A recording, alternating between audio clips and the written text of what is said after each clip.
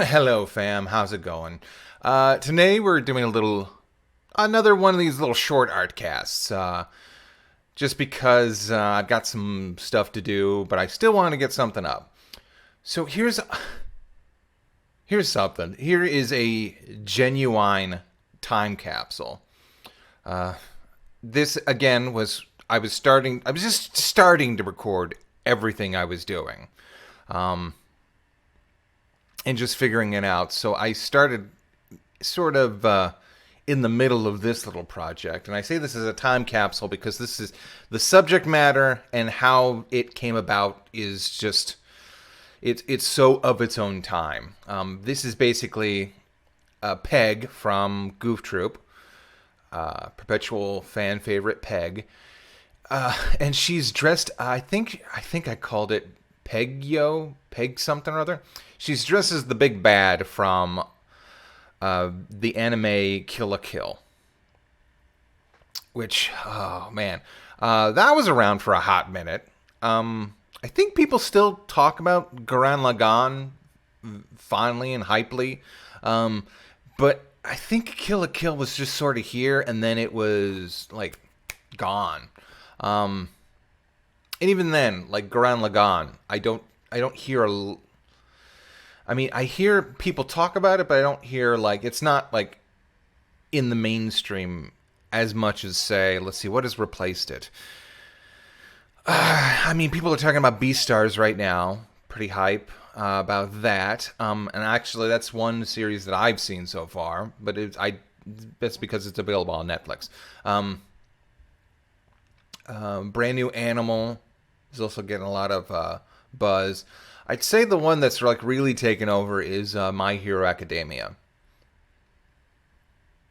But again, this was a popular brand, popular character, and this came about because I remember how I learned about this series. Like Two Best Friends were still a thing. They talk about it on their podcast, the Super Best Friends podcast. So again, this was, I think, when we were just starting to do podcasts. Wow.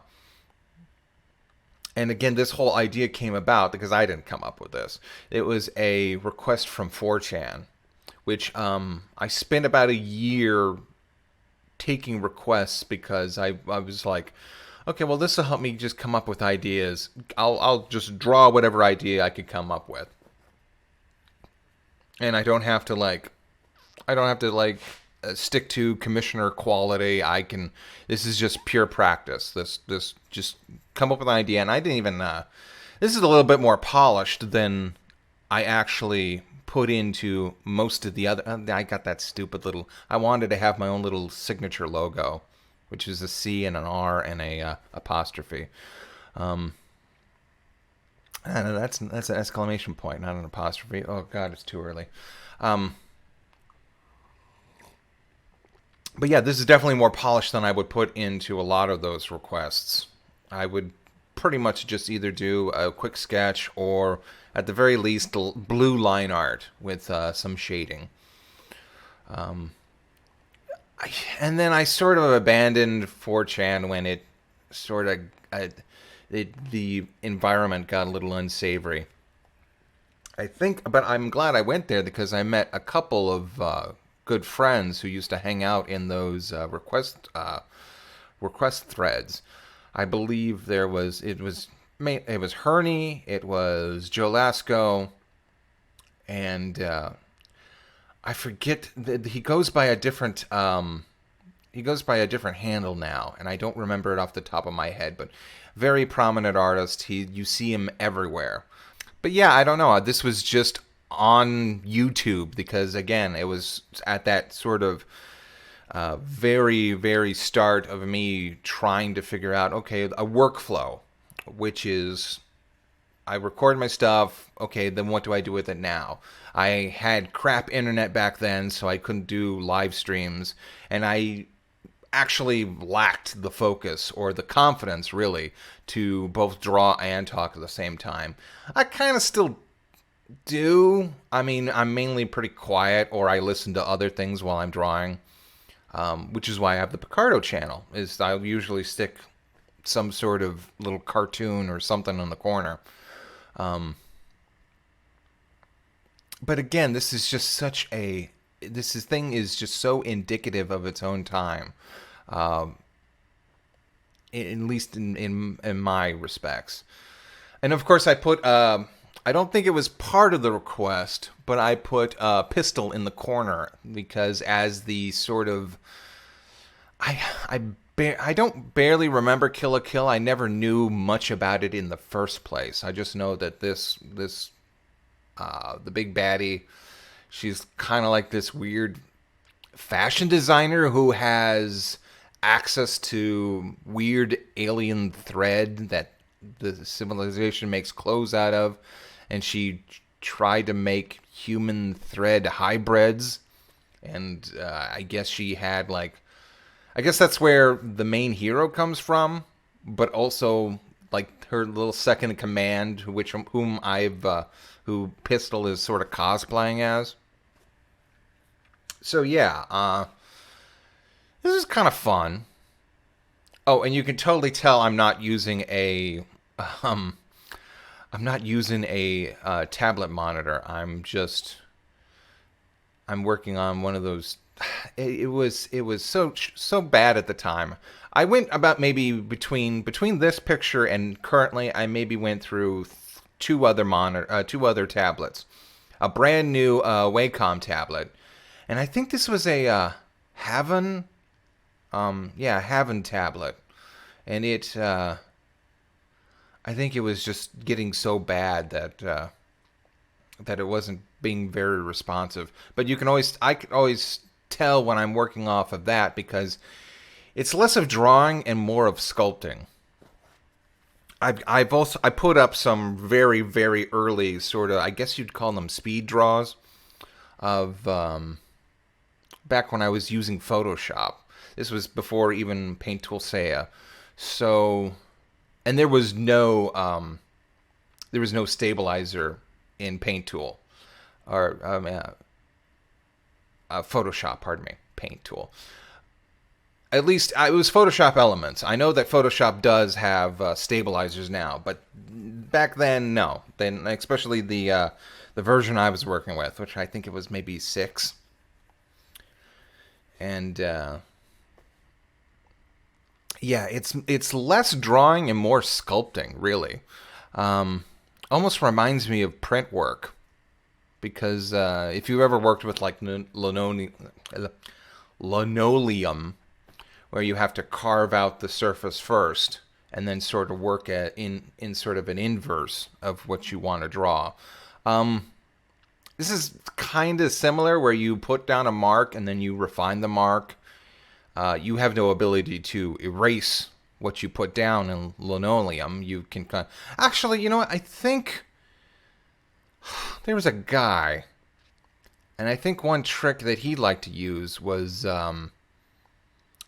either clay or sort of like a molding plastic or something like that. And if he was ever really in a pinch, then he'd slap some of that down, and it would be a replacement for anything that if a mark went too far or something. I believe there were several complications to the process when he would try and take it to the print. But for the most part, I think he produced some satisfying images, and they were the way he wanted them to be. So, of course, there were points where if you were making multiple copies, that the material would just lift off with the paper, because there was actually no give to the linoleum. Now that I'm thinking about it, I was working with a lot of epoxies back then. You probably wouldn't want to do anything with epoxy because it would totally harden. But it might give you a good enough seal, and if you absolutely didn't want something and didn't care about going over it again, then you could probably maybe use an epoxy. But then again, I don't know how it reacts with the oil. I haven't done that kind of stuff in years. I took a lot of secondary classes in college because I was informed by my school counselor, which, oh, never trust a school counselor. I don't care. Always try to do the research yourself. I learned that so many times. I thought things might be different in college, but that wasn't the case, because the school counselor I had at ASU was a very, very old woman. And I said, well, I'm applying to colleges out of state, art colleges and animation colleges. There was one in Oregon that I was really hyped about when I was in high school, and I got into it, or at least I got the admission. And then, of course, ASU, I got a grant, so I could basically go there for nothing. And I was weighing my options. And I was like, okay. And I was asking her, do you have like a good animation program? She said, oh yes, we have a wonderful animation program. We have, it's great. It's booming. And I'm like, okay, sure. And then by the time I get into my sophomore year, she's retired. And then my new counselor is basically looking at me like, what are you talking about? We've got like maybe 3 teachers, one teaching, and they're all teaching like 3D animation, which I was sort of, I don't know, it was at that moment where you were sort of like pompous about the dying art of 2D animation, which, by the way, didn't die at all. It just sort of, we now have hybrids of the two styles, and you can do animation any way you want to now. Might not be marketable, but it's people get hype about it in the case of Klaus. But yeah, I think she sort of swindled me.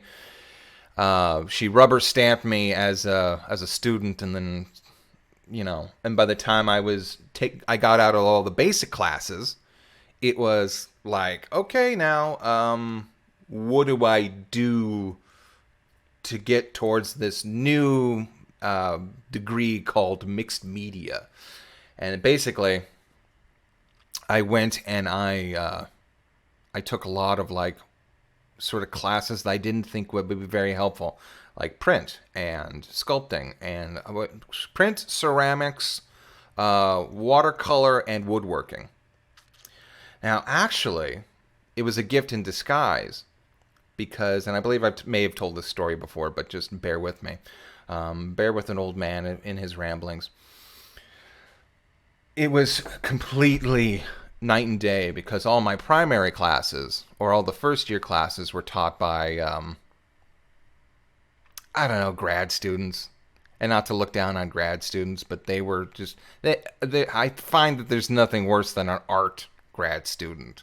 Although I did have this particularly obnoxious English teacher for my second year English. She was just insufferable, and then everyone complained about the tests she gave because they were literally like the stuff she was learning now, and she was not sort of tailoring it to our needs as sort of more novice students than her. I believe that we all got a mulligan on the final. I believe that the head of the department was just like, oh God, this is a mess. I don't know if she ever became a teacher. Don't care. But it was night and day because these were electives that would move towards the degree, but they were all run by the heads of their departments. It's like my watercolor teacher was actually having like stuff exhibited in museums. She took a couple weeks off because they asked her to help restore paintings in Venice when they got flooded in about the 2000s. You may not remember that, but a museum got flooded and a whole bunch of paintings were damaged, and they asked her to come and restore it because she was that good. And I was head of the print department, which I found out that ASU may not have had a good animation course, but they were like the second or third best printing course in the whole country. And you could tell because this guy was just he was kick back and relaxed, but he knew everything about everything when it came to print and materials and stuff like that. I I think he was happy with me because I actually made an animation in my first for my final project. I uh, I would take a linoleum plate and I would cut away from it, and then I would basically make all the frames of an animation, and then I would use stamps. Like there was this guy in a shower, and I had two different kinds of shower stamps, and I put one and then the other and then another one, and it made like I put blue ink on top of black prints, so it made it look like the water was flowing, and I think he was very very pleased. I got like an A in that class.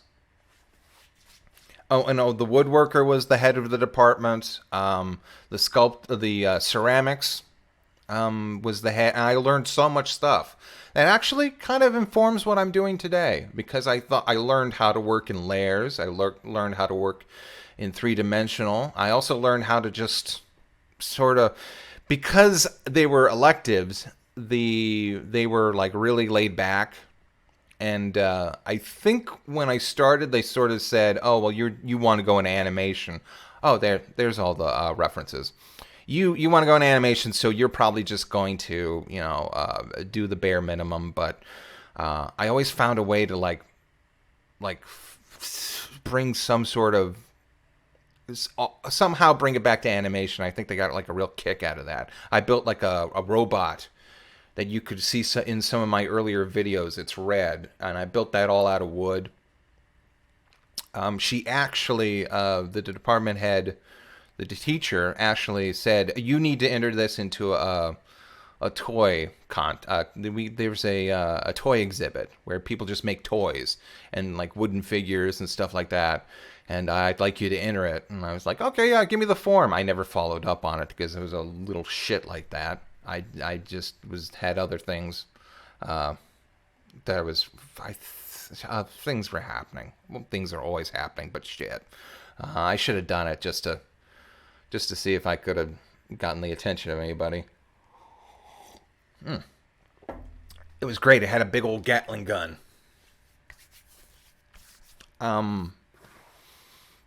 Yeah, that went places, didn't it?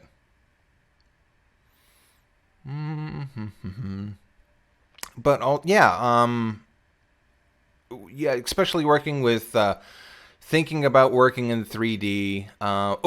For my ceramic class, we had to make cups, like cups with a handle, and my handle was a robot that was pushing the cup itself. I made the cup look like a big barrel, and I had rivets down the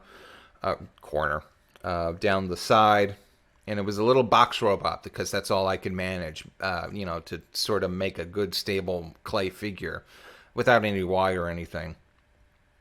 And I made one leg hit the bottom of the cup, and the two arms stretched out, and I kind of tilted the head, and then the other leg sort of in it. She was like, "I'm very impressed. You're very ambitious. I'm almost certain that back leg is going to fall off during the burning process, or in the kiln." But it didn't, and we were all happy. So there. Again, Pistol wasn't part of the commission, but I just like added that little thing because I thought it was a neat detail for her to have her sort of daughter sitting there. I was going to go out and do some more yard work and then have another traditional work cast like that, but then it actually started to rain. So that was sort of off the table. Speaking of, maybe I should just give you a tour now that I'm in here. This is sort of different. I'm working off of the laptop. I've got this is all the equipment I would use when I'm filming out here. So I don't know. Let me just give you the tour while we've got the time. Hold on. Here's my microphone. I'm gonna try and speak into the microphone. Well, first of all, this is the backdrop. This is just...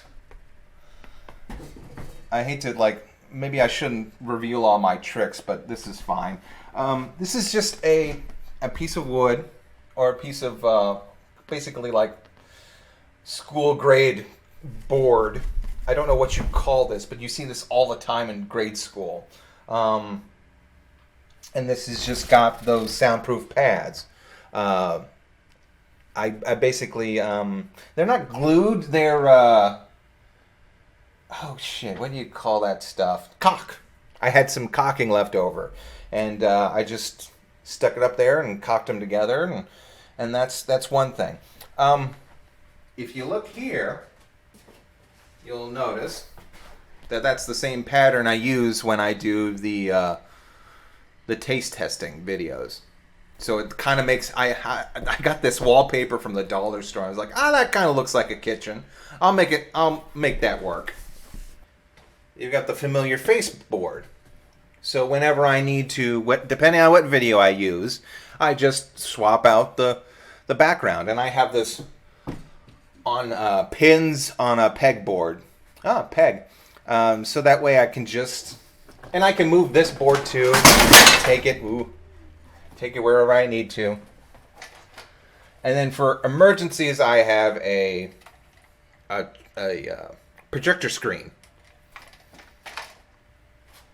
I bought that and I never use it, but I figured I might be able to. So that's the backdrop.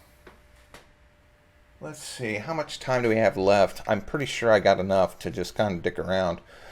Yeah. Then let's go over here. It's caught on the wires. Yeah. Okay, and there's the there's sort of my setup right now.